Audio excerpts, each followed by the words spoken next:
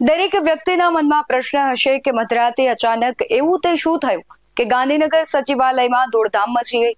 આખા ગુજરાતના તમામ સીપી અને એસપી મોડી રાત્રે લાઈવ કેમ જોડાયા?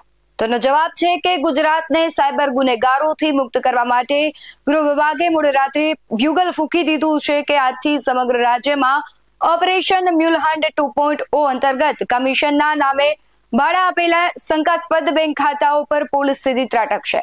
613 કરોડના સાયબર ફ્રોડના કનેક્શનમાં મૂળ સુધી પહોંચવા ખાખી હવે એક્શન મોડમાં આવી છે। રાજ્યમાં વધતા જતા સાયબર ક્રાઇમના ગ્રાફને નાથવા માટે ગૃહ રાજ્યમંત્રી હર્ષ સંઘવીએ મોડી રાત્રે તમામ ઉચ્ચ પોલીસ અધિકારીઓ સાથે હાઈ લેવલની બેઠક યોજીને ગુનેગારો સામે પોલીસને સંપૂર્ણ ફ્રી હેન્ડ આપી દીધો છે। હવે પોલીસની સીધી નજર એવા શંકાસ્પદ બેંક ખાતાઓ પર છે જે કમિશનના નામે ભાડે આપવામાં આવે છે। 613 કરોડના સાયબર ફ્રોડના કનેક્શનના મૂળ સુધી પહોંચવા ખાખી હવે એક્શન મોડમાં આવી છે।